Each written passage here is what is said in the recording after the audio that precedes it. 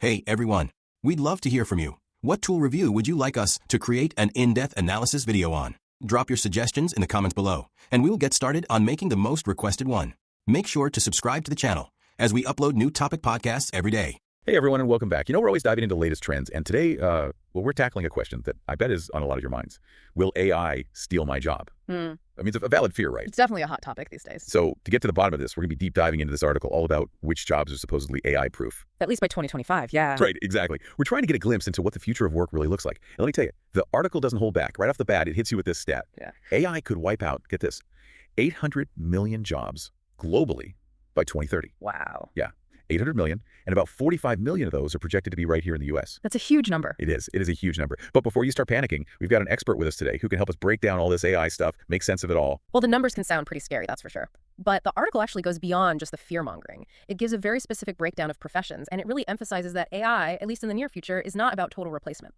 So we're not all going to be replaced by robots tomorrow. No, not exactly. The article points to a lot of skills, very human skills that AI just can't replicate. Things like, critical thinking, emotional intelligence, that gut feeling we have when we need to make a tough decision. Oh, okay. So you're saying it's not just about, being smart. It's about being human. Exactly. And these aren't just, fluffy buzzwords. These are the real reasons why certain jobs are very likely to stay human-powered. That makes sense. Now, the article specifically calls out healthcare as a prime example of this.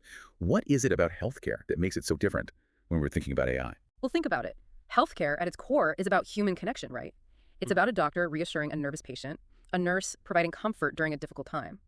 AI can process scans and analyze data, sure, but can it really grasp the emotional needs of a person, someone who's maybe facing a life-altering diagnosis? Yeah, you're right. There's a level of empathy and nuance there that just seems impossible to code. Yeah. And it's not just about doctors and nurses, right? The article mentions therapists and counselors, too. Exactly. Think about what therapy really is. It's about understanding a person's inner world, their fears, their hopes, their traumas. And even with all the crazy advances we've seen in AI, we are nowhere close to replicating that kind of deep human understanding. And there are numbers that actually back this up. Only about 20% of healthcare organizations right now are really using AI in any meaningful way. Really? Only 20%? Yeah, that's what the article says. Huh.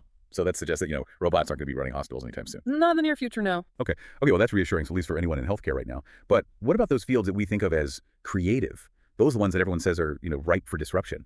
AI image generators, AI music composers popping up everywhere. What's the source's take on that? Yeah, that's where things get really interesting. The article actually dives into this misconception that AI is just about to make all artists obsolete. And yeah, sure, AI can create some cool images or write catchy tunes, but it's still fundamentally limited. It can only work with the data that it's been trained on. So it's like AI is like a really skilled mimic, not a true innovator. Exactly. You got it. AI can remix existing ideas, but it can't genuinely experience the world and manifest emotions into art like we can. It can't feel what it's like to be human, and that's a huge limitation when we're talking about creativity. So it's like AI could maybe create a technically perfect painting, but it wouldn't really get the emotions behind a Van Gogh, Exactly. And this goes way beyond just painting. Think about performers, dancers who are pouring their heart and soul into every movement, musicians who improvise on stage and capture a feeling in the moment. These are experiences that AI just can't replicate. I never thought of it that way. That's a good point.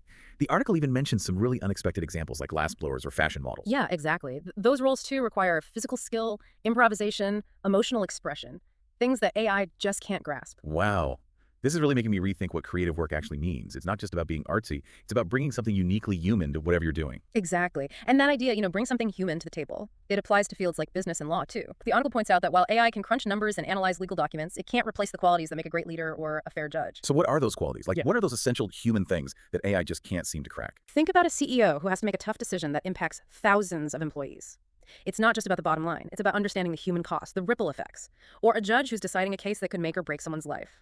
These situations need nuanced judgment, empathy, a sense of fairness that goes way beyond just cold, hard data. So AI might be able to analyze a contract, but it can't really weigh the ethical implications of a legal decision. You got it. And there's some really cool research from MIT that backs this up. They found that AI models tend to be much harsher in their judgments compared to humans, especially when they're dealing with really complex social situations. That's fascinating. So even in something like an HR department, where you might think AI could be helpful in making, objective decisions, it sounds like human judgment is still absolutely crucial. Absolutely. It's about understanding those gray areas, the human element, and AI just doesn't seem to get that, at least not yet. Okay, I'm starting to see a pattern here. Healthcare, creative fields, leadership roles. It seems like any job that requires strong interpersonal skills, the ability to make those tough judgment calls. Those are the ones that are likely to be AI-proof, at least for the foreseeable future. You're picking up on the key takeaways here, but we've only just scratched the surface. There are so many other professions that this article dives into. Oh, I'm ready. And I think you're going to be surprised by some of the insights. All right, so we talked about doctors, artists, CEOs, jobs that seem like they're pretty safe from, the robot takeover, at least for the time being. What about those everyday jobs, the ones that are all about community and public service? Can AI really replace like the human touch in those fields? That's a really great question, and one the article definitely addresses. I mean, think about social workers. They navigate these incredibly complex family situations, or police officers responding to a crisis. These are jobs where you need human judgment, empathy, that ability to connect with people on a very real level. I'm trying to imagine a robot social worker, and it's just not computing. You're dealing with people at their most vulnerable. They're facing really difficult circumstances. AI might be able to, crunch data and identify some risk factors, but can it really provide the support and guidance that people need in those moments? Right. Think about it. Building trust, understanding unspoken cues, navigating sensitive cultural differences. Those are all things that AI, at least as we know it right now, just can't do. And it's not just social work. The source also talks about professions like firefighting, emergency response. Right. AI might be able to predict where a fire is going to spread, but it can't replace the bravery and quick thinking of a firefighter who's running into a burning building. Exactly. Or think about what a police officer has to do. Make split-second decisions in high-pressure situations, relying on their training, their experience, their gut instinct.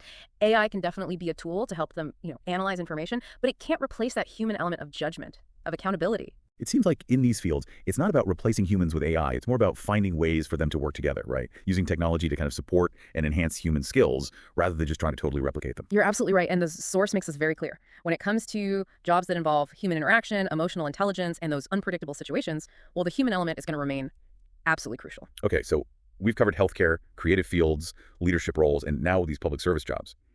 There's a pretty clear trend emerging here. Jobs that require these really uniquely human skills, those are the ones that are likely to withstand AI. But there's one area I'm particularly curious about, and that's media and communication. It's a field that's already seeing a lot of AI influence, right? We have things like ChatGPT generating articles, AI-powered video editing. It's getting pretty sophisticated. So what's the source's take on all that? Yeah, it definitely acknowledges that AI is already playing a big role in how we create and consume media. But the article also argues that certain roles are going to be really difficult